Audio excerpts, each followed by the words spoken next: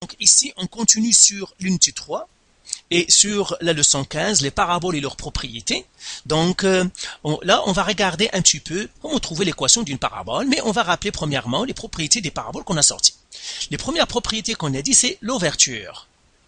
L'ouverture, est-ce que l'ouverture est vers le haut? On a dit bonhomme sourire, ou bien ouverture vers le bas, bonhomme grognon. Après, nous avons parlé du sommet. On a dit que chaque parabole a un sommet qui est là et là. Et on a nommé le sommet HK. On a dit les coordonnées du sommet toujours, généralement, on leur donne les paramètres H et K. Après, nous avons parlé de l'axe de symétrie. Axe de symétrie. Et on a dit l'axe de symétrie, c'est celui qui partage la parabole en deux morceaux égaux. En deux parties égaux. On a dit l'équation toujours c'est x égale à h. Et parce que s'il me donne l'axe de symétrie, il me donne le h, c'est-à-dire il me donne une partie du sommet. Après, nous avons parlé du maximum et du minimum, max et min. Et on a dit le maximum existe quand la parabole a une ouverture vers le bas, et le minimum existe quand la parabole est vers l'ouverture est vers le haut. Et on a dit le maximum quand la parabole c'est toujours le max égale à k. Et puis ici le min égale à k. Donc, de toute façon, s'ils me disent un maximum ou un minimum, ils me donnent le cas. Donc, dans une résolution de problème, par exemple, s'ils te disent, par exemple, je sais pas, l'action a atteint un maximum, eh bien, ils t'ont donné le cas. Ou bien, la profondeur a atteint un minimum, ils t'ont donné le cas. Donc, ils t'ont donné un point, c'est-à-dire une partie du sommet qui serait très important, et on va voir pourquoi. Donc, le maximum et le minimum. Après, nous avons parlé des zéros. Et on a dit, les zéros, on les appelle aussi les racines. Quand tu entends racine, c'est la même chose. On a dit aussi ça s'appelle abscisse à l'origine, pardon. Abscisse à l'origine.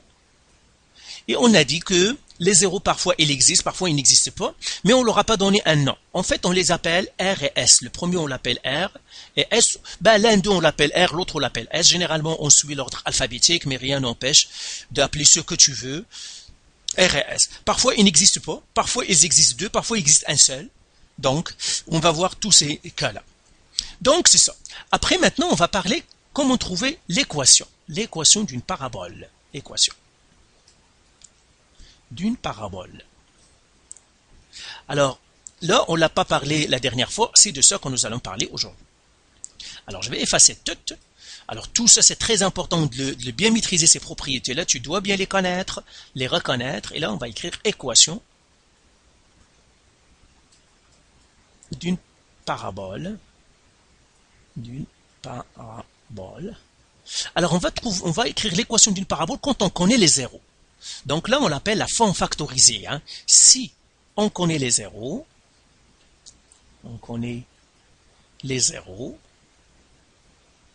eh bien, l'équation est de la forme, l'équation, comment on écrit l'équation? Eh bien, c'est comme ça. Y est égal à un nombre A, fois x moins r, fois x moins s. C'est ça l'équation d'une parabole avec les zéros. On l'appelle aussi forme factorielle. Forme factorielle. Cette forme-là, on l'appelle forme factorielle. On l'appelle aussi forme factorisée. Forme factorisée. Si tu factoriser, l'une ou l'autre, c'est la même chose.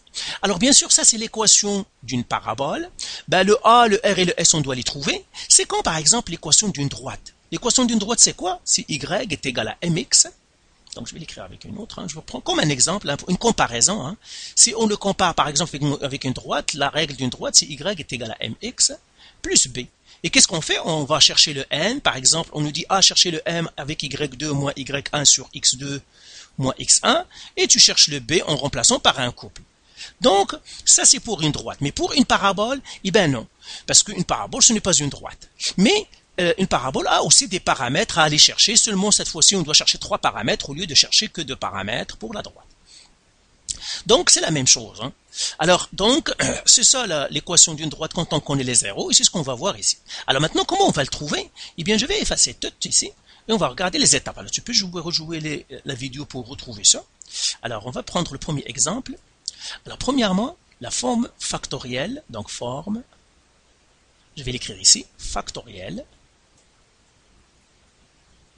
C'est quoi la forme factorielle? Y est égal à A, x moins r, fois x moins s.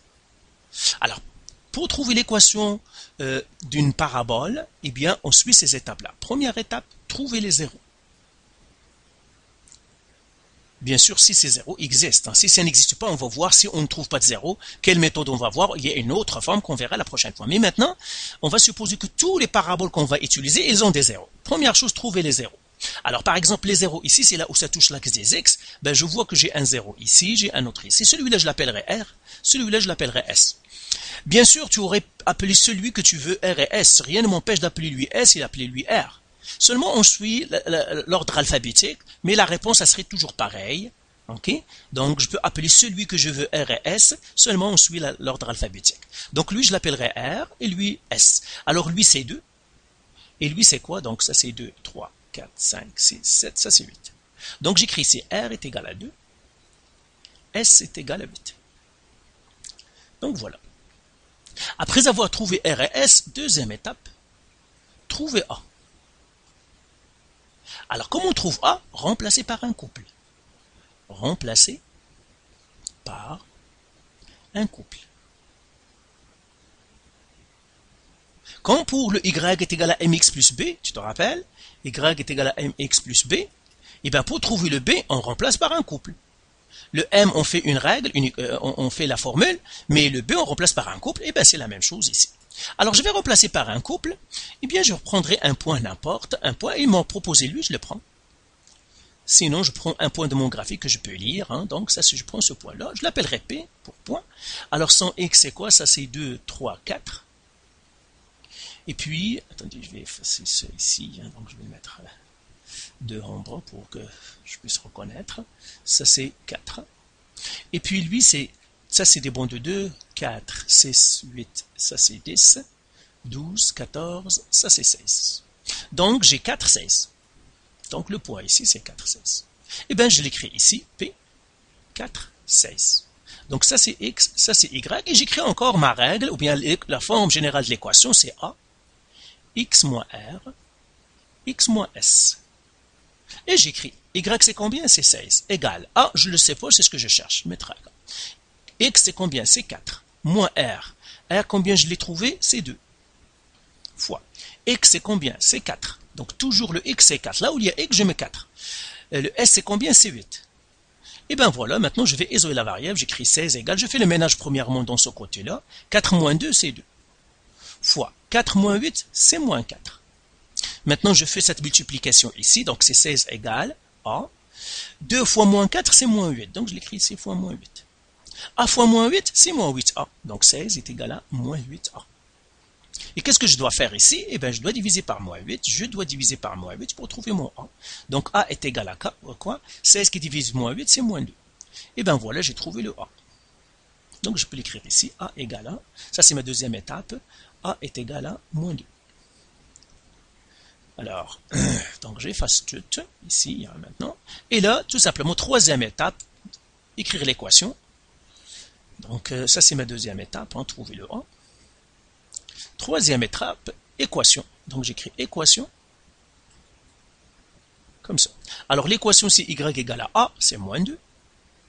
X moins R, R c'est combien? C'est 2, donc moins 2 fois X moins S, S c'est 8. Et bien voilà, ça c'est mon équation.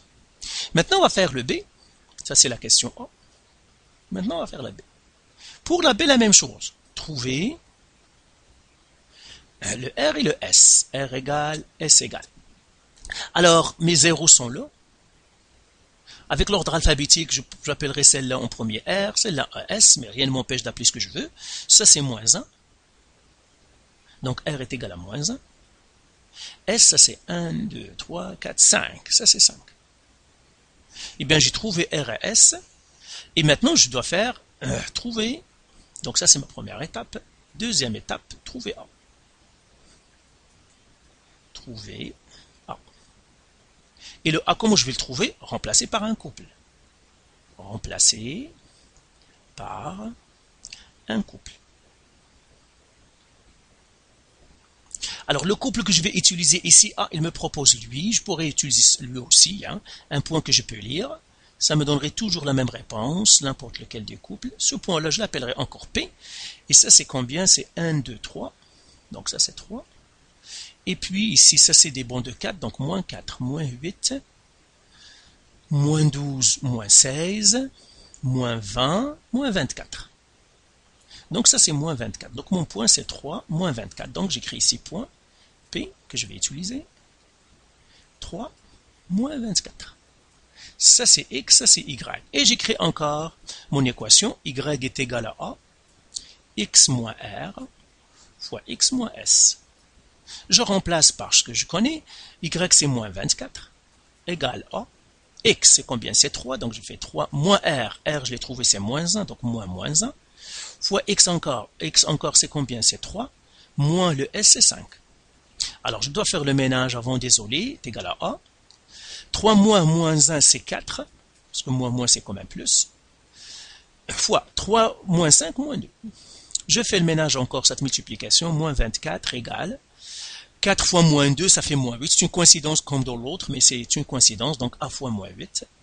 A fois moins 8, c'est moins 8A, donc moins 24 est égal à moins 8A. Je divise par moins 8, je divise par moins 8, parce que c'est un fois, attention, il y a ceux qui vont dire, ah, c'est un plus 8. Non, c'est une multiplication, c'est le moins 8 qui multiplie le A. Donc, celui-là va partir, ça me donnerait maintenant mon A égale, moins 24 qui divise moins 8, c'est 3. Et bien voilà, j'ai trouvé le A. Alors là, j'efface tout ça. Donc, première étape, attendez, je vais faire aussi ce qu'on me... Donc ça, c'est la question B. Et ça, c'est le 1. Ça, c'est le 2. Je viens de trouver le A. A est égal à 3.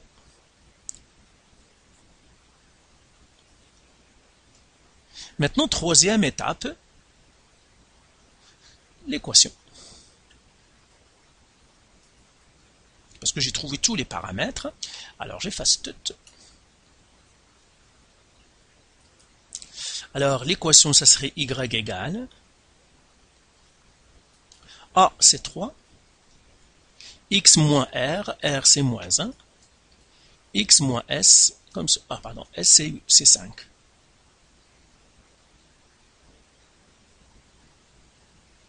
Et puis, l'équation, je peux l'écrire comme ça. Y est égal à 3. X moins 1, c'est plus 1. Fois X moins 5. Et bien voilà, j'ai trouvé mon équation. Alors là, il y a une remarque à faire. Regarde ici. Tu vois ici l'ouverture est vers le bas. On a trouvé A négatif. Ici l'ouverture est vers le haut. On a trouvé A positif. Et ça, c'est une règle générale. Donc on va l'écrire ici, c'est une règle générale. Règle, c'est une règle générale. Quand l'ouverture est vers le haut, sur le bonhomme sourire, eh bien le A est positif. On peut dire qu'il est content parce que le A est positif. Quand l'ouverture est vers le bas, c'est le bonhomme grognon, le A est négatif. Donc parfois, quand tu trouves ton A, regarde, est-ce que tu as l'ouverture vers le bas ou vers le haut? Ça va te dire est-ce que tu étais trompé ou non. Hein? Par exemple, ça c'est l'ouverture vers le bas. Si on avait trouvé 2, là on dit il y a quelque chose qui ne fonctionne pas parce que je m'attends à ce que le A soit négatif. La même chose ici. Si j'ai trouvé un A négatif, moins 3 par exemple au lieu de 3, ben je dis non, il y a quelque chose qui ne fonctionne pas parce que je m'attends à ce que le A soit positif. Donc c'est très important. Rien qu'en regardant maintenant le A, tu dois savoir l'ouverture. Donc nous avons parlé la dernière fois de l'ouverture. Donc rien qu'en regardant le A, on doit savoir l'ouverture. Vers le haut, A positif. Vers le bas, A négatif. Alors regardons encore une autre table ici. Alors ici, donc, je crois que c'est la même chose. Hein. Donc première étape, j'écris encore la règle générale, la forme générale de l'équation, quand on connaît les zéros. Alors ici, est-ce que je peux le trouver? Donc Y ici, je vais le faire ici. Y est égal à A, X moins R, fois X moins S. Comme ça. Alors, première étape, on a dit, trouver les zéros. Alors ici, est-ce qu'il y a des zéros? Non. Le graphique ne peut jamais toucher la règle. Donc là, tu dis, on ne peut pas trouver la règle sous la forme. On ne peut pas. Donc là, tu dis, pas de zéro, aucun zéro, pas de zéro. OK? Donc, on ne peut pas trouver l'équation sous forme factoriel. Donc la factorielle ici ne fonctionne pas. Factoriel ou factorisé, hein, ou factorisé, hein, factorisé. Donc pour qu'on puisse trouver l'équation d'une parabole sous la forme factorisée, il faut qu'on ait des zéros. Si on n'a pas de zéros, on ne peut pas utiliser ça. Donc voir plus tard comment l'autre forme qu'on va utiliser, voir plus tard. Ok? Alors maintenant, on va, si on a une table de valeurs, donc ça si on a des graphiques, maintenant si on a des tables de valeurs. Si on a une table de valeurs, comment on trouve l'équation? Premièrement, je regarde, est-ce que j'ai des zéros? Alors les zéros, c'est quoi? C'est y égale 0. Si je regarde ma table de valeurs ici, oui, je trouve que ici c'est 0, ici c'est 0. Le y ici est égal à 0. Et le y ici est égal à 0 aussi. Hein. Donc j'ai des zéros ici. Hein. Donc je peux trouver la règle. Mais ici, je peux trouver la règle sans faire le graphique. Mais je te conseillerais moi toujours de faire un graphique. Si tu peux faire un graphique, fais un graphique. Donc on va faire le graphique et on va trouver l'équation. Mais déjà, rien qu'avec la table de valeurs, si j'ai une table de valeurs, je regarde est-ce que j'ai mes zéros. Si j'ai mes zéros, eh bien je peux trouver l'équation. Mais comme j'ai dit ici, on va faire un graphique. Donc là, je vais graduer ça avec des bandeaux 1. Donc 1, 2, 3, 4, 5, 6, 7, 8, 9, 10, etc. Alors là, je vais partir jusqu'à 30. Donc je vais faire des bandes de 2 ici. Donc ça c'est 2, 4, 6, 8, ça c'est 10, 12, 14, je ne sais pas si je vais arriver à 30. Donc je dois partir jusqu'à 30. Ben tant pis, on ne va pas partir jusqu'à 30. Hein. Donc ça c'est 12, 14, 16, 18, 20, 22, 24, 26, 28. Ah, c'est 30. Oh, bon. Okay. Donc ça c'est 20, 22, 24, 26, 28. Bah oui, on est arrivé à 30, c'est bon. Alors la même chose de ce côté-là, ça va faire moins 2, moins 4, moins 6, moins 8, moins 10, moins 12, moins 14, moins 16, moins 18, moins 20, moins 22, moins 24, moins 26, moins 28, moins 30. Okay. Alors on représente notre 1, donc j'ai 0, moins 30. Mon graphique, c'est ici. 1, moins 16. Donc 1 moins 16, donc ça c'est moins 10, moins 12, moins 14, moins 16, c'est ici. Après, j'ai 2 moins 6, 2 moins 6, donc ça c'est 2, 4, 6, 2 moins 6. Après, j'ai 3 zéros, ça c'est 3 zéros, ça va être ici. Après, 4, 2. Donc ça c'est 4, ça va faire ici. Après 5, 0, ici. Après 6 moins 6, 6 moins 6, donc moins 2, moins 4, moins 6, 6 moins 6. Et bien voilà, ma parabole, ça va faire quelque chose comme ça. Alors attends, c'est pas facile de la faire avec le logiciel, mais on va essayer. Voilà, comme ça. Et de l'autre côté, c'est un bonhomme grognon, quelque chose comme ça. Voilà. C'est ça. Et bien, voilà, j'ai représenté mon graphique. Je dois trouver l'équation. Donc, la question, au fond, c'est trouver l'équation. Trouver l'équation. Alors, pour trouver l'équation, est-ce que je peux la chercher sous la forme factorielle? Oui, parce que j'ai les zéros. Hein. Donc, première étape, trouver les zéros. Alors le R égale et le S est égal. Donc le R, je prendrai le premier, c'est comme ce que j'ai fait ici, c'est le 3. Hein. Le R, ça c'est 3. Et ça c'est le S, parce que le R et S c'est le X, donc ça c'est 3. Et le S c'est 5. Celui-là ici, donc ça c'est R et ça c'est S. Donc dans la table de valeurs, on les voit, hein, donc toujours on prend le X, je regarde où est-ce qu'il y a le Y, c'est 0, et puis pour chacun des Y0, je prends le R, etc. ici. Donc voilà, j'ai trouvé le R et le S. Deuxième étape, trouver A. Alors comment on trouve A? Ben, on choisit un couple. Ben, je peux choisir le couple que je veux. Je pourrais choisir n'importe lequel. Je choisirais un couple où il y a moins de calculs. Je prendrais par exemple 0, moins 30. Couple, donc point le point P, je prends 0, moins 30. Comme ça. Ça c'est X, ça c'est Y. Et là j'écris ma règle. Ou bien mon équation sous la forme, c'est y est égal à a, x moins r, fois x moins s. Alors le y c'est combien? C'est moins 30 égale le a fois x c'est 0 moins le r c'est 3 fois x encore c'est 0 moins le s c'est 5. Donc je mettrai ici un s comme ça pour que ça ne me mélange pas avec un 5 ou autre. Et là je fais encore le ménage. Ça va me faire moins 30 égale a. 0 moins 3 c'est moins 3 fois 0 moins 5 c'est moins 5. Ça me ferait moins 30 égale à a. Moins 3 fois moins 5, c'est 15, donc je ferai 15. A fois 15, c'est 15A, donc moins 30 est égal à 15A. Je divise par 15, je divise par 15. Moins 30 qui divise 15, ça ferait moins 2, ça me donnerait A. Donc mon A ici est égal à moins 2. Donc A est égal à moins 2. Est-ce que je m'attends à ce qu'il soit négatif? Oui, parce que c'est un bon nombre Grondien, parce qu'il est vers le bas, donc le A est négatif. Donc, déjà, je sais que je ne me suis c'est-à-dire le A, j'ai trouvé le bon signe du A. Et bien voilà, j'ai trouvé le A, maintenant je peux donner la réponse. Troisième étape, la règle ou bien l'équation. Équation, donc je crée troisième étape. Équation. Y est égal à moins 2. X moins R, R c'est 3, donc moins 3, fois X moins S, X moins 5. Et bien c'est celle-là, c'est ça mon équation. Voilà. Alors maintenant on va faire la deuxième. Donc je vais effacer tout ici aussi. Ah, j'aurais pas dû effacer les graduations, mais d'accord. Alors là, ici maintenant, est-ce que j'ai des zéros? Oui.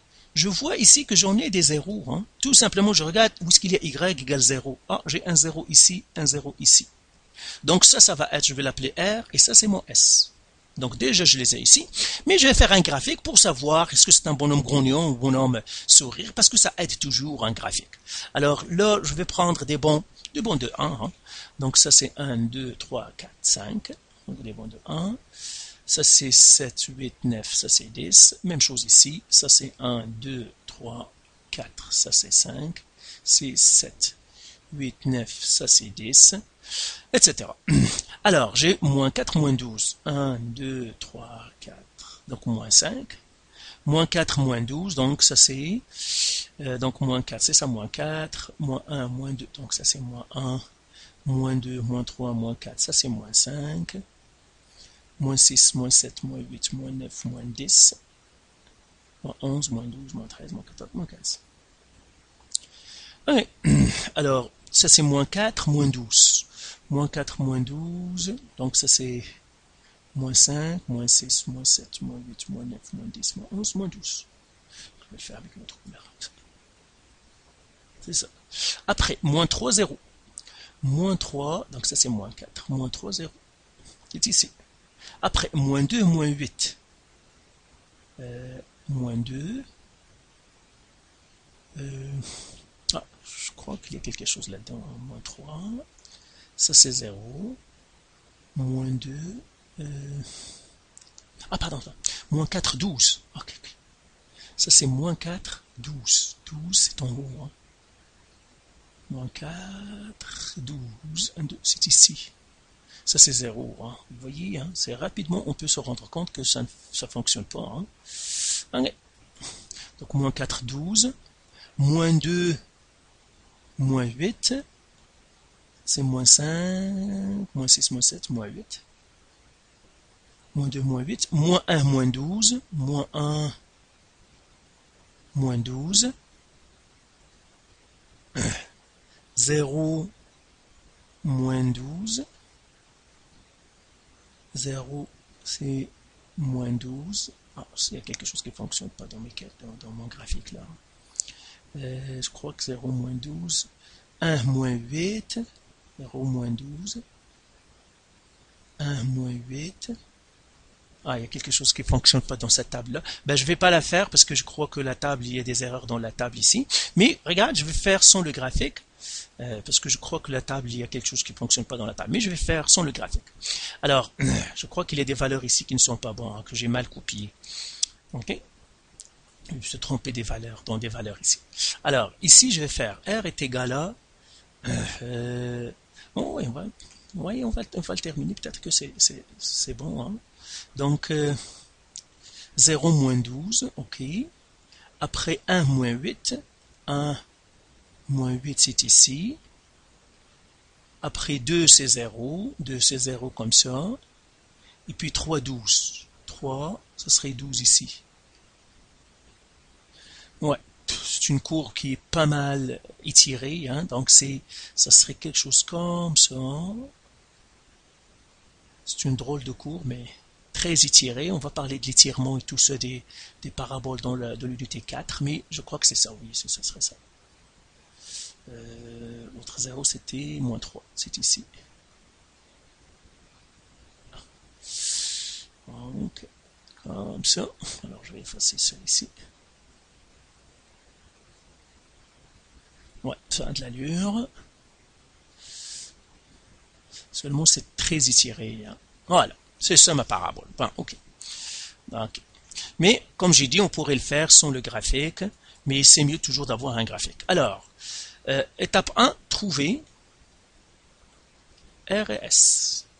Les zéros. R égale, S égale. Trouver les zéros. Alors, R ici, comme j'ai dit, on va prendre lui et on va prendre lui. Et là, ça correspond à moins 3. R est égal à moins 3, comme ici. Et S est égal à 2. Voilà. Après ça, deuxième étape, trouver A. Trouver A. Remplacer par un couple. Remplacer par un couple. Alors, quel couple? Ben, je choisis toujours des valeurs qui sont faciles. Je prendrai peut-être moins 2, moins 8. Moins 2, moins 8. Ou bien je prendrai 3, 12, parce que c'est positif. Je prendrai des valeurs positives. Au lieu de travailler avec des négatives, c'est mieux de choisir des valeurs positives. Je vais prendre... Ne prenez pas les zéros ceux-là, hein. Ceux-là ça vous donnera rien parce qu'on les a déjà utilisés. On prend jamais, on prend pas les zéros avec la factorisée, on prend pas les zéros. Je vais prendre celle-là qui est positive, 3, 12. 2 points, 3, 12, avec des valeurs positives, comme ça me donnerait pas beaucoup de misère. Donc ça c'est x, ça c'est y, et maintenant j'écris la règle. Y est égal à a, x moins r, fois x moins s. Alors le y c'est 12, égal à a, x c'est 3, moins R. R c'est moins 3, donc ça serait moins 3. X c'est encore 3, moins S, c'est 2. Alors ça ferait 12 égale à A.